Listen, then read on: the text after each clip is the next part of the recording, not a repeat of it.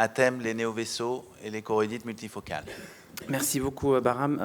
Donc là, j'ai abordé un sujet assez original que j'ai trouvé parce que c'est quelque chose qui peut poser problème dans certaines situations. Alors, un peu d'histoire sur la choroïdite multifocale. Donc, elle a été décrite la première fois par Alex Kriel en 1969 sous forme d'une pathologie ressemblant à une pseudo-histoplasmose. Ensuite, en 1984, Gass a donné une première série de 28 patients avec CMF et panuvéite.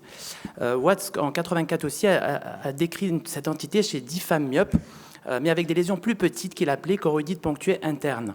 Et ce n'est qu'en 1990 qu'une description complète par Jandolf et Tesler qui ont associé ces deux pathologies, la CMF et la PIC, appartenant à une même entité, en la décrivant comme une maladie inflammatoire de cause inconnue survenant chez des sujets jeunes, souvent des femmes myopes d'ailleurs, avec prédisposition génétique et une composante auto-immune. Alors, il convient déjà de distinguer les vrais CMF primitives idiopathiques des CMF secondaires, parce que cet aspect peut être observé en cas de pseudohistoplasmose, de tuberculose, syphilis, West Nile ou brucellose dans les causes infectieuses, et dans les formes non infectieuses comme la sarcoïdose et l'épitéliopathie en plaques. Récemment, le Sun a distingué clairement ces deux entités en séparant les CMF des PIC. Les CMF donc, se définissent comme la présence de lésions choroïdiennes multifocales dépassant 125 microns, avec une localisation essentiellement en dehors du pôle postérieur, mais pouvant aussi être dans le pôle postérieur. Et à ces deux critères, on peut rajouter un troisième qui soit sous forme de cicatrice atrophique à l'emporte-pièce, ou bien une inflammation antérieur-vitréenne minime à modérée. La PIC, par contre, ce sont des toutes petites lésions faisant moins de 250 microns, sans inflammation antérieure ni vitréenne, sinon très minime, et ces lésions doivent être situées essentiellement au pôle postérieur et parfois également en dehors. Alors, la choroïdite multifocale se manifeste typiquement chez la femme jeune, myope, aux alentours de 30 ans, sans atteinte systémique. Cette maladie bilatérale, dans 50% des cas, à la présentation. Sinon, elle devient, au bout de 5 ans, dans 66% des cas. Les signes fonctionnels fréquemment observés, ce sont les métamorphopsies, les corps flottants, la baisse d'acuité visuelle. Et l'acuité est souvent conservée au début. Et l'observation du fond d'œil va mettre en évidence les foyers choriorétiniens faisant 125 à 350 microns, situés au pôle postérieur et aussi en dehors, en moyenne périphérie. Le segment antérieur est souvent calme, sinon on peut avoir une réaction antérieure ou vitréenne. Au niveau de l'OCT, comme vous pouvez voir, les principaux symptômes, vous avez donc l'inflammation est localisée surtout au niveau de la rétine externe et l'épithélium pigmentaire, c'est-à-dire la zone ellipsoïde, sous forme d'un dépôt.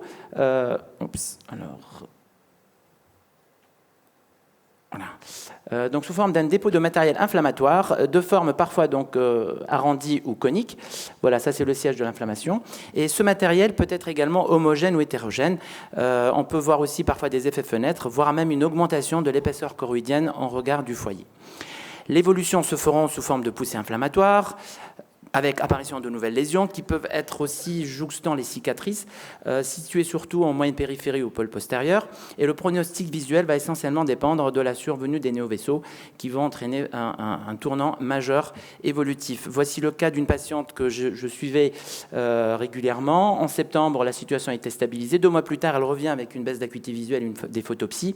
Et comme vous pouvez voir sur l'autofluo, on a ces plages d'hyper-autofluorescence entourant certaines cicatrices, pas toutes, et surtout donc des lésions à distance. Et sur l'optos, on peut voir vraiment l'ampleur de lésions. Alors je me suis posé la question, c'est pas un MUDS associé à un CMF sur ce cas.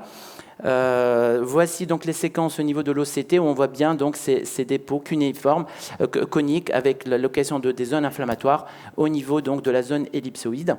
Sur l'angio-OCT, il n'y avait pas réellement de présence de néovaisseaux au niveau des cicatrices. Et donc tout cela pour nous amener justement aux néovaisseaux qui sont assez fréquents quand même. Ils peuvent apparaître entre 25 jusqu'à 75% des cas de CMF. Et ces néovaisseaux sont souvent associés à des poussées inflammatoires, mais peuvent aussi survenir indépendamment. Il s'agit de néovaisseaux du type 2 et ils sont bien sûr faciles à identifier sur l'OCTA.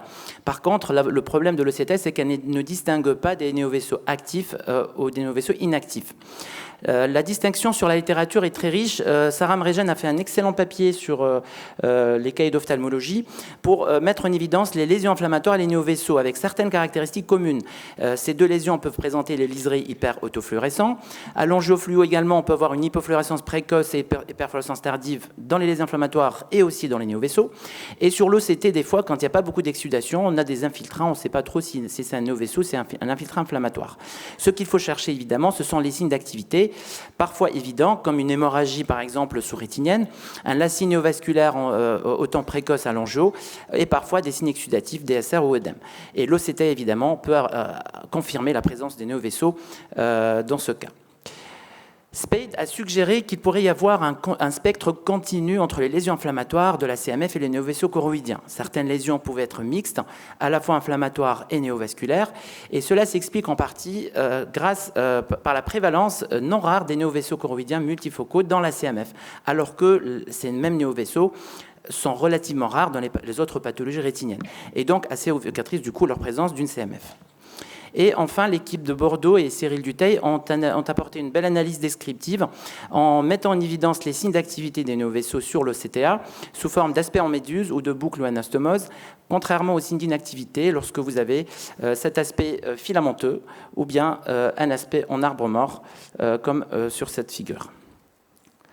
Alors, dans ce cas, l'importance de l'imagerie multimodale est essentielle. Il faudrait faire un bilan complet qui comportera en premier donc, des photos du fond d'œil. L'autofluo est très importante, l'OCT et l'OCTA, et en cas de doute, évidemment, on peut compléter par une angiofluo, voire même une ICG.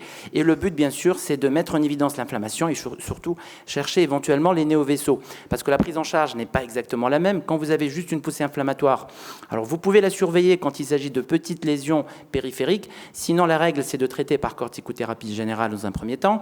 On peut utiliser les immunosuppresseurs et les anti-TNF en cas de récidive fréquente. Et évidemment, si vous avez des néovaisseaux, il faut faire des anti-VEGF. Alors, je termine donc juste après la conclusion par un cas clinique. La CMF, donc probablement il y a un continuum entre les lésions inflammatoires et néovasculaires. L'OCTA est importante pour le diagnostic des néovaisseaux, ce qui permet évidemment un traitement rapide pour un meilleur pronostic visuel. L'OCTA ne permet pas de déterminer le caractère actif-inactif, et dans tout cela, l'imagerie multimodale a toute sa place pour le bilan. Donc c'est un cas d'une jeune patiente, 25 ans, infirmière, myope de -5, que je suivais pour choroïdite multifocale, comme vous voyez sur cet aspect en 2015. Mai 2017, baisse d'acuité visuelle de l'œil droit. On voit bien déjà la présence de nouvelles lésions inflammatoires. Et comme vous le voyez sur l'OCTA, il s'agit d'une lésion hyperréflective surmontée donc, au niveau de la zone ellipsoïde. Alors, est-ce qu'il s'agit d'un néovaisseau ou non?